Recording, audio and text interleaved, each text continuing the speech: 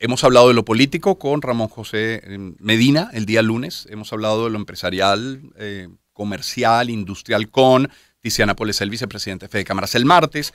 Ayer, obviamente, lo económico en términos generales con Asdrúbal Oliveros. Y hoy, primero salud con el doctor Unidades Urbina Medina. Y ahora vamos a hablar de educación. Tenemos dos invitados. Tenemos a Tulio Ramírez, sociólogo, abogado, profesor titular de la Universidad Central de Venezuela, de la Universidad Católica Andrés Bello, de la UPEL, director del doctorado de Educación de la Universidad Católica y rector suplente del Consejo Nacional Electoral. Es Tulio Ramírez. Tulio, muy buen día, bienvenido.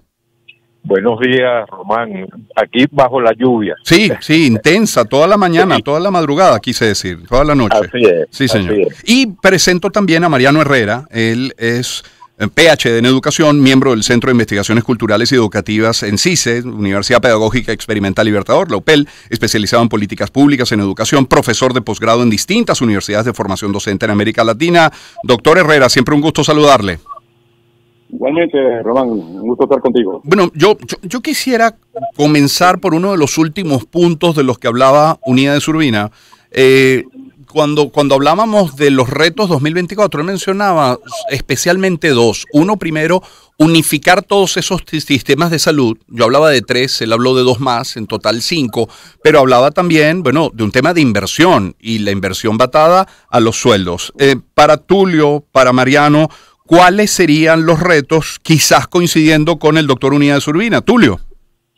Sí, mira, a mí me encantaría decirte que los retos para el año que viene, tal como sucede en otros países, el reto debería ser acortar la brecha que nos separa de los países del primer mundo en materia educativa. Okay. Pero eso es como mucho aspirar. Es decir, yo aspiraría como gran reto hacer que los niños vuelvan a la escuela en Venezuela. En Venezuela, de cada 10 estudiantes o de cada 10 ciudadanos con edad escolar, solamente 7, y va bajando esa cifra, asisten regularmente a la escuela. En segundo lugar, el gran reto sería hacer que los maestros vuelvan a la escuela. Es decir, estamos en elementos o en deseos de una educación lo más básica posible, porque es que la hemos perdido. Otro gran reto es hacer que los docentes puedan vivir en condiciones decentes que le permitan superar esta horrorosa situación del horario mosaico, porque no pueden asistir a sus aulas de clase, y normalizar la asistencia a clase. Es decir, son elementos básicos que nos alejan de ese gran deseo que impera en todo el mundo, que es acortar la brecha digital que nos separa de los países desarrollados y preparar a nuestros estudiantes al mundo de la inteligencia artificial, al mundo del desarrollo tecnológico. No estamos en ese plano. Lamentablemente estamos en el plano de solicitar lo más básico para que nuestro sistema escolar funcione. Es la voz de Tulio Ramírez. Tenemos también en línea al doctor Mariano Herrera. Mariano, igual, ¿cuáles serían para usted los retos año 2024? Voy a resumir lo dicho por Tulio. Deberíamos estar pensando en acortar la brecha con el mundo, en que estudiantes y maestros regresen a las aulas, en que el salario sea suficiente para los maestros y tengan unas condiciones decentes de vida. ¿Qué agregaría? Sí, bueno, mira, yo creo que hay que verlo con una doble perspectiva. O sea, Venezuela está en una emergencia humanitaria. Y esa emergencia humanitaria incluye la educación. La educación tiene que estar declarada en emergencia, y entonces es solucionar, digamos, lo mínimo, ¿no? O sea, lo mínimo o lo máximo. Yo casi que prefiero decir lo máximo y no lo mínimo. Y eso significa dos cosas, pues, esenciales. Lo primero es asegurar que los principales actores de la educación, que son los niños, los alumnos, los estudiantes y sus profesores, estén en condiciones de ir a las escuelas, ir a las universidades, de asistir a clases. Eso no está dado en este momento, y eso requiere dos cosas, o sea, muchas cosas, pero entre ellas, bueno, por supuesto, lo que dijo Tulio, garantizar muchas mejores condiciones, tanto salariales como de trabajo para los docentes, y también las condiciones que se supone que debe tener un niño como básicas para ir a la escuela, que son, pues bueno, que su familia tenga cómo enviarlo, tenga cómo pagarle transporte y otras cosas, y bueno, la escuela tendría que apoyar con lo que siempre ha hecho Venezuela, que es tener un programa alimentario escolar que funcione con la calidad nutritiva que se requiere. Eso sería durante la emergencia, ¿no? Y eso pues, es por lo menos, yo creo que 1 año o 2 años de ponerse a trabajar en eso y garantizar estas condiciones que son, como decía tú, las básicas, ¿no? Sí. Y luego entonces tenemos que hacer lo que todo país serio hace.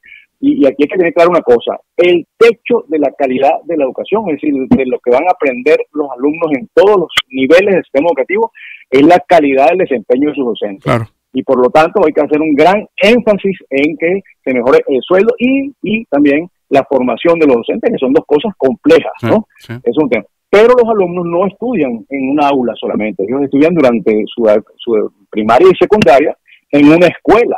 Y entonces la escuela también tiene que ser fortalecida, y eso empieza por fortalecer al propio directivo de la escuela, a los directores, ¿no? Y obviamente pues que todo esto pasa porque las escuelas no tengan goteras, tengan baños con agua, estén bien mantenidas, tengan electricidad, puedan tener internet, es decir, todos los elementos adicionales, ¿no? Entonces yo sí creo que en Venezuela hay que tener claro que hay 1 año o 2 de emergencia, donde digamos es lo básico, y de ahí en adelante hay bastante por hacer, porque esto que dije también ahí es muy poco, hay 1000 cosas más que tenemos que trabajar relacionadas, por ejemplo, con la evaluación, que hay todo un tema por ese lado, ¿no? Claro, claro. Es la voz del doctor Mariano Herrera, volveremos con él. Tulio Ramírez también nos acompaña. Tulio, hablaba el doctor Herrera de la formación de los docentes y vienen ustedes expertos en esta materia hablando desde hace tiempo, años incluso, de la migración de profesores, de lo necesario para poder recuperar la plantilla de docentes.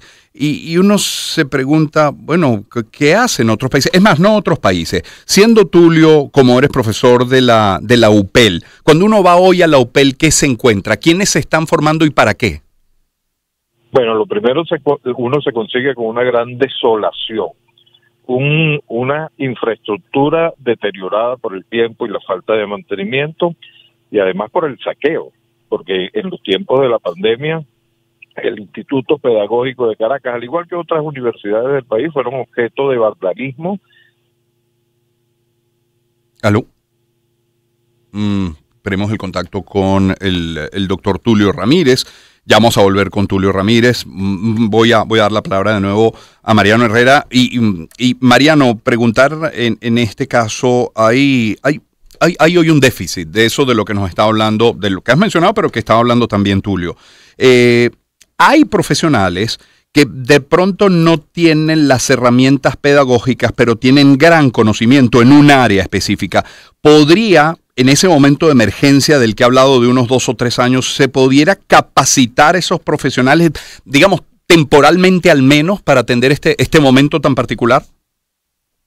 Por supuesto que sí, eso es absolutamente indispensable. Te digo un ejemplo, en Francia, tú para ser profesor de bachillerato, es indispensable que tú antes de estudiar para ser profesor tengas una licenciatura en química, en matemática, en física, en biología, en inglés, en literatura, y luego de que tienes eso es que puedes prepararte como profesor. Entonces ese es el concepto de manera que aquí es un poco diferente, porque está el Pedagógico de Caracas y la UPEL, que es donde se forman los profesores, y la idea no es que las otras profesiones no puedan dar clases, así como un profesor no puede ser arquitecto, pero un arquitecto no debería poder dar clases, ¿no?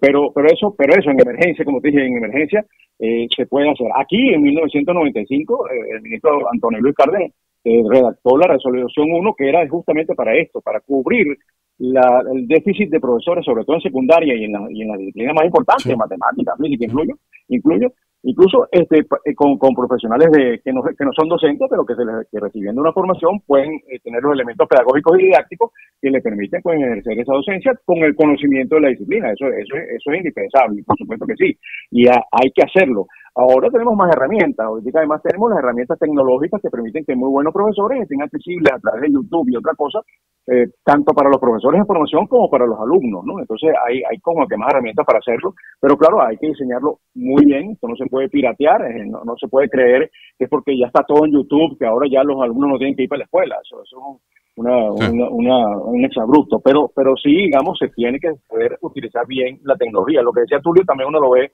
Yo estuve recientemente en las instalaciones del hotel en Maracay. Oye, no quiero ni hablar de eso, te digo honestamente, es algo muy frustrante, exageradamente precario todo. Mira, la verdad es que salí de ahí muy acongojado porque está exagerado. No, es una exageración. No, lo que yo diga es poco al lado de lo que puede ver, ¿no? Realmente no se puede, ¿no? La infraestructura, el estado de ánimo incluso en el que están los profesores, es una cosa sorprendente.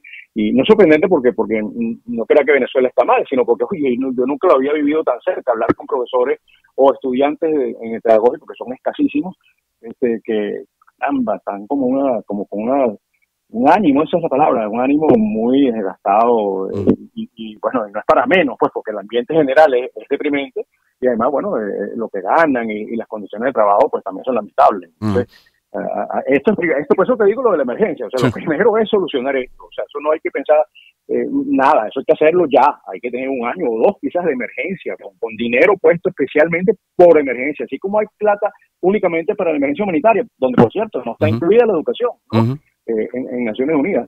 Bueno, pues hay que incluirla. Yo sé que en Venezuela hay planes para eso, digamos, no es una cosa que yo me esté inventando, o sea, hemos trabajado muchos años, como tú bien dices, muchas personas que nos hemos interesado en educación desde hace tanto tiempo y tenemos algunas cosas ya elaboradas como para que no haya que improvisar el momento en el que se pueda realmente cambiar algo a partir de 2024, como dicen, porque yo sí creo que es un año en el que hay que empezar y ya sería un poco tarde, porque yo creo que estamos perdiendo una generación educativa. Claro. Es triste decirlo, pero como dice Serrat, ¿no? Nunca es triste la verdad, lo que no tiene es remedio, ¿no? Es la voz del doctor Mariano Herrera, con quien conversamos. Hemos retomado el contacto con el doctor Tulio Ramírez. Tulio, se cortó la llamada cuando nos hablaba de la UPEL y de la desolación, creo que fue el término que utilizó. Sí, cuando me refiero a la UPEL no solamente al Instituto Pedagógico de Caracas, sino a los 7 pedagógicos en el país. Desde hace 10 años, Román, la matrícula ha descendido casi un 70%. Es decir, no hay generación de relevo. No solamente los profesores se nos van, sino que no hay quien los suplante. Y un poco retomando lo que decía Mariano, existen mecanismos reglamentarios a través de la resolución 1 que permite formar estos profesionales de otras áreas en formación pedagógica para que puedan cubrir esas vacantes. Pero, es decir, hace falta mucha voluntad política. Yo creo que la educación es demasiado importante para dejársela solo al Ministerio de Educación. Yo creo que, tal como decía el doctor Uníades, en materia educativa hace falta crear un gran acuerdo nacional donde participen todos los actores, no solamente los gremios, los estudiantes, los padres, sino también empresarios, otros sectores del país vinculados de alguna manera al tema educativo y se haga un gran plan nacional de educación que haya el compromiso social de implementarlo independientemente de los gobiernos que alternativamente asuman el poder en Venezuela. Es decir, un gran plan, lo que antiguamente se llama, aquí ya se llegó a tener un plan decenal de educación, retomar esa idea, un acuerdo que esté por encima de los gobiernos que se sucedan de ahora en adelante para tener un norte claro hacia dónde llevar el sistema educativo venezolano. Ese gran acuerdo nacional sería, después de la Constitución, el compromiso de la sociedad venezolana en materia educativa. Es la voz del doctor Tulio Ramírez, con nosotros también el doctor Mariano Herrera. Hablaba, doctor Herrera, de la necesidad de atender esto ya y de hecho atenderlo como una emergencia durante los 2 o 3 primeros años. Un periodo de vacaciones como el de diciembre, que abre un lapso de mes y medio para estudiantes, profesores, para instituciones, debería tomarse para que los responsables de la educación en el país, ¿qué deberían hacer en este tiempo? Bueno, hoy en sus despachos, en sus escritorios, pero en ese tiempo de vacaciones. Bueno, primero que nada, el exagerado el tiempo que se toma en diciembre. El año pasado, en la educación pública, digamos, dejó de haber clases el 10 de diciembre, y yo creo que se retomó muy parcialmente después del 15 de enero, que es el Día del Maestro todos los años en Venezuela. Y además, ahí vino todo un tema de los descontentos de los docentes en su escuela, trabajando con el horario mosaico. Entonces, bueno, lo primero que hay que hacer es tener claro que un día de pérdida de clases es un día de pérdida de aprendizaje. Entonces, en esos días de libres, por supuesto, todo el mundo tiene que descansar. Mira, claro. los países europeos tienen un sistema que a mí me parece interesante, el 6x1, porque bueno, la docencia es muy exigente, en donde se ejerce con profesionalismo tanto para los niños como para los docentes. Entonces, por ejemplo, en varios países europeos hay cada 6 semanas una semana de vacaciones para los alumnos y una semana de semi-vacaciones para los docentes. Es decir, esos docentes no tienen clases, pero sí tienen espacio para reunirse, para mejorar, para conversar y algunas horas pues totalmente libres para ellos mismos, ¿no? Eso por supuesto que es indispensable, porque la gente cree que no, pero dar clases toda la mañana durante todos los días de la semana, o a veces hasta más que la mañana, como es en los países en donde hay tiempo completo dedicado a la educación, o sea, un horario de, vamos a decir, 9 a 4 de la tarde, eso es pues muy cansón y agota a la gente. Entonces es necesario eso, pero aprovechar el tiempo durante esas días en las que no hay clase, que no forzosamente significa que no hay trabajo, es indispensable. Para eso los directores de escuelas son absolutamente centrales en el caso de la educación básica, en el caso de la primaria y secundaria. Los directores tienen que aprovechar eso, deberían, pues no sé si están tan claros en cómo hacerlo, para que haya mucho más intercambio entre los docentes, que se conozcan mejor, que puedan hacer proyectos conjuntos, que puedan compartir opiniones y experiencias con alumnos comunes, a lo mejor que tienen entre ellos. Hay toda una serie de elementos pero sobre todo se debería aprovechar al máximo, y esto lo digo con énfasis, en actualizarse en conocimientos tanto de la disciplina que imparten como de la didáctica de esa disciplina que imparten. Eso es lo central. O sea, como dije, aquí yo insisto y voy a repetirme con lo que dije al principio, Román, el techo de la calidad de la educación, del aprendizaje de los niños, es el desempeño del docente, es la calidad de lo que él hace en el aula, y eso es en lo que deberíamos centrarnos al máximo, y ellos también, las escuelas y los directivos deben propiciar que esto suceda. Doctor Herrera, gracias por su tiempo esta mañana. No, gracias a ti, Román, por este tiempo valioso para dedicarlo a hablar sobre educación. Un gusto siempre. Feliz día. Igual, Tulio, muchísimas gracias por atendernos hoy. Gracias, Román. Siempre a la orden. Un gusto, un placer. Por más invitados como los de hoy, primero el doctor Unía de Urbina Medina para hablar de salud, y ahora los doctores Tulio Ramírez y Mariano Herrera para hablar de educación. Tulio Ramírez, sociólogo, abogado, profesor titular de la Universidad Central de Venezuela, de la Universidad Católica Andrés Bello, de la UPEL también, director del doctorado de educación en la UCAP, rector suplente del Consejo Nacional Electoral, y Mariano Herrera, PhD en educación, miembro del Centro de Investigaciones Culturales y Educativas en CICE, Universidad Pedagógica Experimental Libertador, especializado en políticas públicas en educación, profesor de posgrado en distintas universidades de formación docente en América Latina. 7:46 de la mañana. Permítame compartir